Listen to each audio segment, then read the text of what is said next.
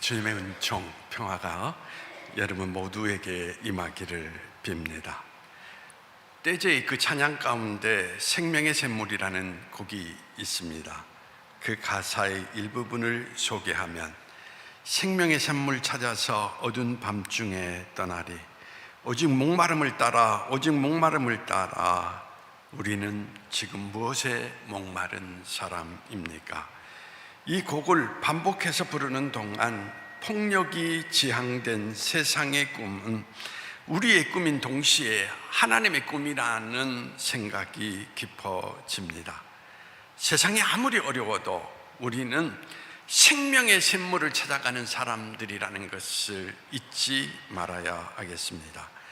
바다오리라 불리는 북극 지방의 바다새들은 바위가 많은 절벽에서 수천 마리가 좁은 지역에 함께 모여 삽니다.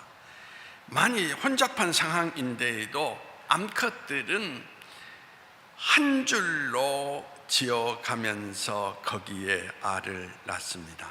그런데 어미새가 자기 알을 분간할 수 있다는 것이 놀라운 사실인 것입니다. 연구에 의하면 알을 하나를 집어서 멀리 떨어진 곳에 옮겨놨습니다. 그럼에도 불구하고 어미새는 그것을 정확하게 찾아서 벌레의 위치에 가져 놓는 것입니다. 우리 하나님은 우리보다도 훨씬 우리를 잘 알고 계시고 친밀하게 하고 계시다라는 것입니다. 그분은 우리의 모든 생각, 감정, 우리가 하는 모든 결정, 이 모든 것을 알고 계십니다. 아침부터 밤까지 그분은 우리의 매일 일과 개인적인 관심을 나타내주고 있습니다. 이 영광스러운 사실에 압도되어 시편 기자는 놀라면서 이렇게 외쳤습니다. 이 지식이 내게 너무 기이하니 높아서 내가 능히 미치지 못하나이다. 예수님은 제자들에게 하나님은 참새 한 마리라도 땅에 떨어지지 않도록 그들을 보호하신다라는 말씀을 하셨습니다. 사람은 새보다 훨씬 더 소중함으로 하나님의 지속적인 보호를 받는다라는 사실을 오늘 그 성경 말씀을 통하여서 우리는 확신할 수가 있습니다. 그렇게 사랑을 많이 받고 친절한 인생이 된다라는 것이 얼마나 놀라운 일입니까? 하나님이 우리에게 원하시는 것이 뭘까 생각을 해봅니다. 바로 우리가 그분에게 집중하고 그분과 인격적인 관계 속에서 친밀한 관계를 맺기를 원하신다는 것을 생각할 수가 있습니다. 우리는 이런 친밀함을 가리켜서 믿음이다 라고 표현을 하는 것입니다. 오늘 본문은 예수님께서 베드로와 야고보 그리고 요한을 데리고 변화산에 올라가셨습니다. 그곳에서 제자들은 예수님이 변화되는 모습을 바라보면서 그가 그리스도이신 것을 확신하고 내려옵니다. 그곳은 신성한 곳, 황홀한 곳, 그래서 더욱 머물고 싶은 곳이지만 예수님은 이들을 데리고 이 땅에 내려오십니다. 그리고 그가 세상에 내려오자마자 중요한 것은 마주쳤던 문제가 바로 현실적인 문제였다라는 것을 오늘 이 성경은 우리에게 말해주고 있습니다. 마가복음 9장 14절에 보면, 이에 그들이 제자들에게 와서 보니 큰 무리가 그들을 둘러싸고 서기관들이 그들과 더불어 변론하고 있더라라고 말씀하고 있습니다. 변화산에서 정상적인 시간을 보낸 후에 현실의 세계로 내려오자마자 그들은 쉴 틈 없이 오늘의 문제 가운데 직면하게 되는 것을 찾아보게 됩니다. 누가복음 9장의 사건에서 예수님이 제자들을 보시며 처음 하신 말씀이 무엇이냐? 16절 말씀인데, 너희가 무엇을 그들과 변론하느냐? 예수께서 변화산에서 내려오실 때 다른 제자가 많은 군중과 서기관들과 논쟁을 하고 있었습니다. 귀신 들린 아들을 데리고 온 아버지의 간절한 애원을 들어주지 못하고 곤경에 처한 것입니다. 예수께서 이 상황을 모르시기 때문에 무엇을 변론하느냐 물으신 것이 아니었습니다. 왜냐하면 19절 말씀에 믿음이 없는 세대여 내가 얼마나 너희와 함께 있어야 하느냐 라고 말씀하시면서 그를 내게로 데려오라 하였기 때문인 것입니다. 너희는 그렇게 나와 함께 있으면서도 늘 문제에 집중하느냐? 내가 너희와 함께 있을 때 문제를 해결하는 것을 보지 못했느냐? 문제는 상황이 문제가 아니라 믿음이 문제라는 것입니다. 좀 더 해석하면 오늘 우리는 살아가면서 오늘 내 앞에 닥친 여러 가지 문제들을 바라보고 살아갑니다. 근데 예수님께서 우리에게 강조하는 것이 뭐냐? 너희의 믿음이 어디 있느냐? 문제의 상황 속에 놓여 있을 때 우리가 정작 바라봐야 될 것은 누구다? 문제가 아니라 그리스도라고 하는 것을 우리에게 말해 주는 것입니다. 이 말씀은 우리를 향해서 하시는 말씀이었다라는 이야기인 것입니다. 예수님에 집중해야 하는 순간이 여러분은 어느 때라고 생각합니까? 많은 사람들은 이렇게 생각합니다. 예배할 때 우리는 예배에 집중해야 된다라고. 그렇죠? 그런데 여러분, 예수님께서 우리에게 하시는 말씀은 물론 예배에 집중해야 되죠. 그러나 정말 우리가 집중해야 될 시간은 예배를 마치고 삶으로 돌아갈 때라는 것입니다. 예배 드릴 때보다 더욱 절실한 것은 우리가 삶의 상황 속에 부딪힐 때 그때가 절실한데, 우리는 역설적으로 예배에는 집중하면서 삶의 문제 가운데 놓여 있을 때에는 반대로 예수님께 집중하지 못하고 있다라는 이야기인 것입니다. 예수님이 변화산에 올라가자마자 제자들은 예수님에 대한 집중력을 잃어버렸습니다. 믿음의 자리에서 자신의 자리로 옮긴 것입니다. 한 주장이 나이가 들어 주장직을 세 아들 중에 하나에게 물려줄 계획을 세웠습니다. 주장은 아들들을 시험하기 위해서 사냥터에 나갔습니다. 그때 커다란 나무 위에 독수리 한 마리가 앉아 있었습니다. 주장은 세 아들에게 물었습니다. 첫째 아들에게 무엇을 보이느냐? 라고 물었을 때 첫째 아들은 하늘과 나무가 보입니다 라고 이야기를 했습니다. 그 다음 둘째 아들에게 물었습니다. 너는 무엇이 보이느냐? 나무와 나뭇가지와 독수리가 보입니다 라고 이야기를 하는 것이었습니다. 주장은 실망하고 말았습니다. 그리고 마지막 셋째에게 물었습니다. 아들아, 너는 무엇이 보이느냐? 그때 막내는 대답을 합니다. 독수리의 두 날개가 보이고 양 날개 가운데 독수리의 가슴이 보입니다. 주장은 그때 이야기를 합니다. 그곳을 향하여 화살을 쏘라 라고 말합니다. 막내가 화살을 쏘자 독수리를 명중시켰습니다. 주장직은 당연히 막내의 몫이 되었습니다. 여러분, 사냥 나온 사람에게는 사냥에 집중을 해야 되는 것이 아닙니까? 목표를 분명히 바라보는 사람만이 그 목표를 가져올 수 있다라는 이야기인 것입니다.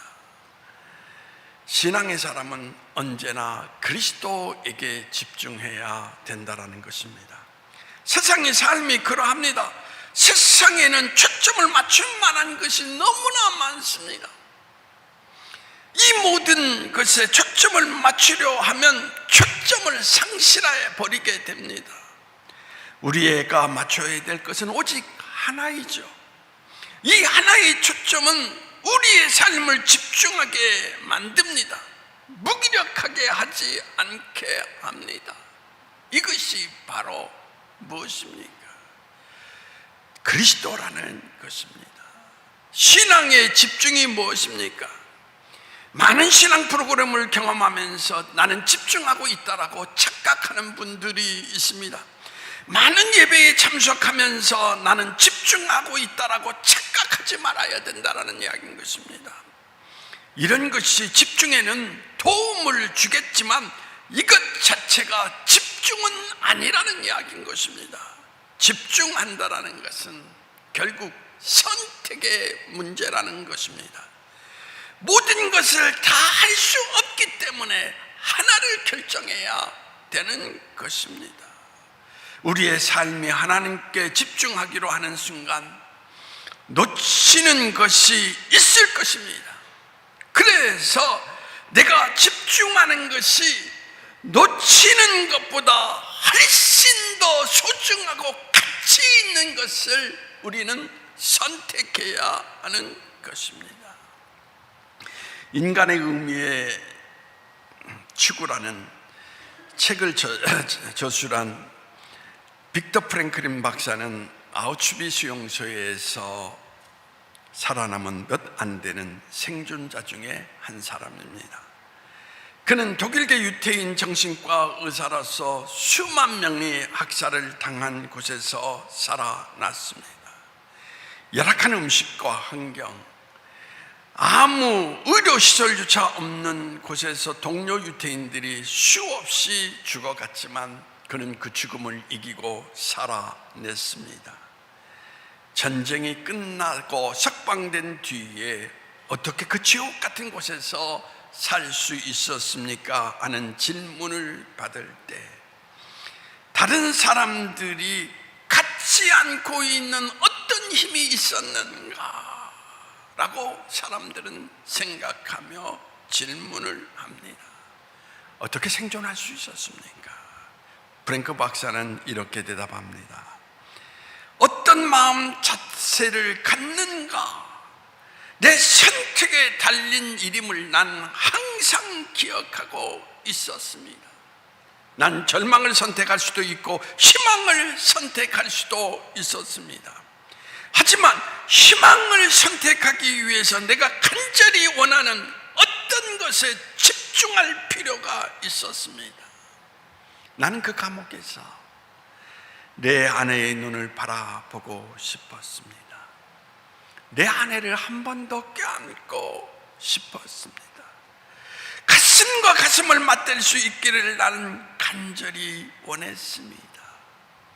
아내를 집중해서 바라보는 그 모든 것이 1초 1초의 생명을 연장해 주었던 것입니다. 프랭클린 박사는 아우슈비츠에서 다른 포로들보다 더 많은 에너지를 가지고 있었던 것이 아니었습니다. 그에게 배급된 것은 국 한 그릇 그리고 완두콩 하나일 때가 많았습니다. 그러나 쓸모없이 자신에게 닥친 불행에 절망하기보다 더 나는 그 대신 희망에 내 삶의 에너지를 다 쏟겠노라 하였던 것입니다. 자기 자신에게 살아남아야 될 이유를 주었으며 그 이유에 집중함으로써 그는 실제로 살아남을 수 있게 되었다라고 그는 증언을 하게 되었던 것입니다. 여러분, 믿음이 뭡니까? 결국은 선택의 문제라는 이야기인 것입니다. 마가복음 9장에 아주 유명한 말씀이 등장합니다. 귀신에 들린 아이의 아버지가 예수님께 예언을 합니다. 할 수 있거든 우리 아이를 고쳐주세요.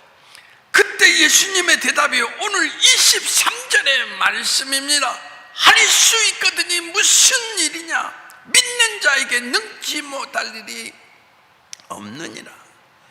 예수님의 책망은 집중하지 못하고 하나의 가능성으로 보는 불신앙에 대해서 지적하고 있는 것을 우리는 찾아볼 수가 있습니다. 예수님의 책망을 듣고 아버지는 절규합니다. 내가 믿나이다. 내가 믿음 없는 것을 도와주소서. 이 순간 아버지의 마음이 온전히 집중해서 예수님을 바라보게 됩니다. 오늘 본문 23절에 이어 예수님께서 하신 말씀을 집중해 보겠습니다. 25절, 29절입니다. 말 못하고 못 듣는 귀신아, 내가 내게 명하노니 그 아이에게서 나오고 다시 들어가지 말라. 문제에 집중하고 주님께 집중하는, 문제에 집중하지 말고 주님께 집중하는 믿음을 가질 때 기적이 일어나는 것을 찾아볼 수가 있습니다. 그런데 여러분, 오늘 정말 중요한 것은 이 사건을 통하여서 예수님께서 우리에게 주시는 교훈입니다. 29절, 기도 외에 다른 것으로는 이런 종류가 나갈 수 없느니라 라는 것이었습니다. 기도의 정의가 뭡니까? 기도라는 것은 소원을 두고 비는 것입니다. 우리가 이루기를 원하는 것을 간절한 마음으로 하나님께 전하는 것입니다. 그런데 중요한 것은 기도를 하나님 앞에 드릴 때 그 기도의 내용이 변한다라는 것입니다. 참다운 기도라는 것은 하나님께 모든 걸 맡긴다라는 그것입니다. 기도는 최고이신 그분을 따르겠다는 결단이며 그분에게 내 모든 것을 일임하겠다라고 하는 신앙적 위임이라고 이야기를 드릴 수가 있습니다. 귀신에 들린 아이의 아버지가 온전히 주님을 믿겠다고 결정하고 고백했을 때 이 일을 행하신 것은 주님의 능력이었습니다. 25절에 보면 말 못하고 못 듣는 귀신아, 내가 내게 명하노니 그 아이에게서 나오고 다시 들어가지 말라. 예수님께서 무슨 일을 어떻게 행하실지 모릅니다. 그러나 분명한 것은 우리가 온전히 믿을 때 예수님께서 우리의 모든 문제를 해결할 수 있는 능력을 가지고 계시다라는 이야기인 것입니다. 그분에게 집중하는 것, 그것이 왜 믿는 자의 특권입니까? 바로 우리의 믿음의 한계를 넘어서기 때문인 것입니다. 그렇죠? 여러분, 인생을 살아가면서 삶의 여러 가지를 우리는 날마다 직면하고 부딪히게 됩니다. 그때마다 우리는 좌절하면서 어둠에 빠지기도 합니다. 저도 목회 여정 가운데에서 젊은 날 실패했던 경험을 가지고 있습니다. 교회 안에서 어려운 일을 직면하게 될 때 끊임없는 그 생각 속에 머물게 되었습니다. 생각에서 생각, 결국은 불안한 모습 가운데 바른 선택을 하지 못하고 더 큰 어려움을 초래하는 것을 지금도 생각하면서 또 다시 뉘우치고 뉘우칩니다. 그런데 그런 어두움의 그 상황 가운데에서 예수님께 집중하면서 기도할 때 그 두려움이 사라지고 그 어두움에서 헤어나올 수 있는 그러한 제 모습을 찾아볼 수가 있었습니다. 여러분, 삶이 어렵고 곧 아플 때 문제에 집중해서 더 큰 고통을 겪지 말고 이때야말로 바로 그리스도에게 집중하는 시간이라는 것을 기억하시면서 예수 그리스도 그분을 바라봄으로 말미암아 오늘 이 어려운 세상을 이겨낼 수 있는 믿음의 지체들이 되기를 원합니다. 기도하시겠습니다. 산다라는 것이 날마다 우리에게 어려운 벽으로 부딪힐 때가 너무나 많습니다. 때로는 어찌할 바 몰라 좌절하며 절망하면서 그때마다 삶과 죽음의 사이를 왔다 갔다 하면서 절망하는 저희 모습을 바라볼 때가 많이 있습니다. 주님, 바로 그 한순간 우리에게 다가오셔서 오늘 말씀하십니다. 너희의 믿음이 어디 있느냐라고. 문제를 바라보지 말고 문제의 시간은 바로 믿음의 시간이라는 것을 말씀하시면서 나를 보라라고 말씀하십니다. 정말 우리가 예배하는 자로서 믿음을 가지고 있다면 삶의 자리 가운데 날마다 주님을 바라볼 수 있는 믿음의 모습으로 이 어려운 세상을 이겨낼 수 있는 하나님의 사람들이 될 수 있도록 우리의 믿음을 더하여 주시기를 원하오며 나사렛 예수님의 이름으로 기도하옵나이다. 아멘.